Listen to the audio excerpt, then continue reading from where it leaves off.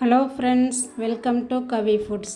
இன்றைக்கி stove burner cleaning எப்படி ஈஸியாக பண்ணலான்னு பார்க்கலாம் வாங்க ஃப்ரெண்ட்ஸ்.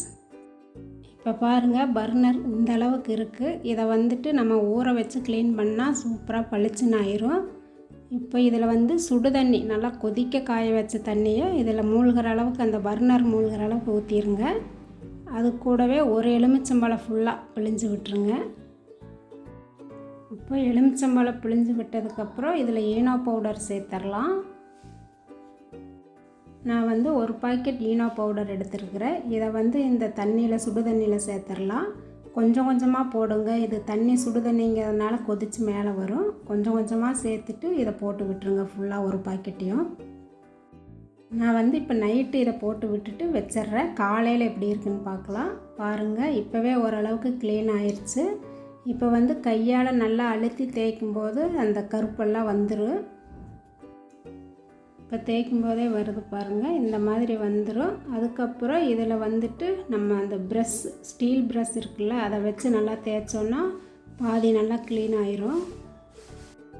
நல்லா இப்போ இந்த ஸ்டீல் ப்ரஷ்ஷில் அழுத்தி தேய்ச்சிக்கோங்க, ஃபுல்லாக வந்துடும்.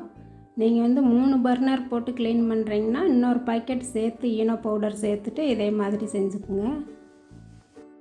இப்போ உள்பக்கமும் அதே மாதிரி அந்த ஸ்டீல் ப்ரஷ் போட்டு தேய்க்கும்போது பாருங்கள், ஃபுல்லாக அப்படியே க்ளீன் ஆகுது.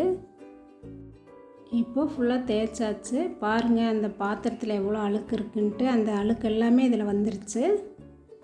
இப்போ அந்த பர்னர் கழுவிட்டு திருப்பியும் அந்த பாத்திரத்தில் அந்த பர்னர் போட்டுருங்க. இப்போ சிந்தட்டிக் வினிகர் கடைகளெல்லாம் கிடைக்கும். அதை இதில் மேலே ஊற்றி விட்டுறலாம். மேல் பக்கம் திருப்பிட்டு உள்ளே எல்லா பக்கமும் படுற மாதிரி ஊற்றிட்டு திருப்பி ஒரு மணி நேரம் வச்சிடலாம். அதுக்கப்புறம் மறுபடியும் க்ளீன் பண்ணும்போது நல்லா பளிச்சுன்னு ஆயிரும். அடிக்கடி க்ளீன் பண்ணுறோன்னா அந்த ஃபஸ்ட் டைம் ஈனோ பவுட்ரு எலுமிச்சம்பழம் போட்டு க்ளீன் பண்ணுறதுலேயே ஃபுல்லாக க்ளீன் ஆயிரும். அப்படி போகலை அப்படின்னா மட்டும் இந்த மாதிரி சிந்தட்டிக் வினிகர் யூஸ் பண்ணி க்ளீன் பண்ணிக்கலாம். இப்போ இதெல்லாம் போட்டு அப்ளை பண்ணியாச்சு. இது கொஞ்சம் நேரம் கழித்து, 1 மணி நேரம் கழித்து நம்ம க்ளீன் பண்ணிக்கலாம். இப்போவே பாருங்கள், ஃபுல்லாக க்ளீன் ஆயிடுச்சு.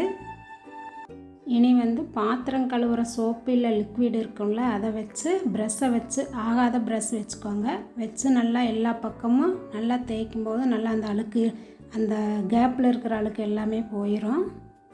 நல்லா தேய்ச்சதுக்கப்புறம் இதை கழுவிட்டேன். இப்போ பாருங்கள் எவ்வளோ பளிச்சுன்னு இருக்குன்னு. இந்த மாதிரி நீங்களும் அடிக்கடி இந்த பர்னர் க்ளீன் பண்ணும்போது ஈஸியாக க்ளீன் பண்ணிடலாம். ரொம்ப நாள் நம்ம வச்சு க்ளீன் பண்ணும்போது தான் ரொம்ப கஷ்டமாக இருக்குது. இதை நீங்களும் வீட்டில் ட்ரை பண்ணி பாருங்கள். இந்த வீடியோ உங்களுக்கு பிடிச்சிருந்தா லைக் பண்ணுங்கள், ஷேர் பண்ணுங்கள். கவி ஃபுட்ஸ் சேனலுக்கு சப்ஸ்கிரைப் பண்ணுங்கள்.